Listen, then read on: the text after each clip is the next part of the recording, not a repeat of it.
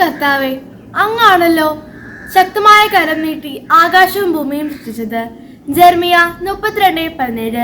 വിശുദ്ധ അഗസ്റ്റീനസ് ഇങ്ങനെ പറയുന്നു: എല്ലാം രൂപപ്പെടുത്താൻ ശൂന്യതയ്ക്ക് മുമ്പ് ഒരുവനുണ്ടായിരുന്നു. ഒന്നും തനിയെ രൂപപ്പെടുന്നില്ല.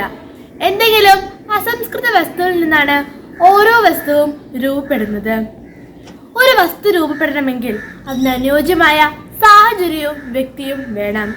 ഉൽപ്പത്തിയുടെ സൃഷ്ടികർമ്മത്തിൽ പറയുന്നത് പോലെ ഉണ്ടാകട്ടെ എന്നൊരു വാക്കിൽ നിന്നാണ് എല്ലാം ഉണ്ടായത്.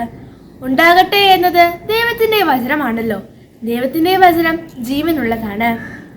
എന്നാൽ മനുഷ്യരെ മാത്രമാണ് മണ്ണിൽ നിന്നും മെനഞ്ഞെടുത്ത് ദൈവത്തിന്റെ ജീവശ്വാസം നൽകി രൂപപ്പെടുത്തിയത്.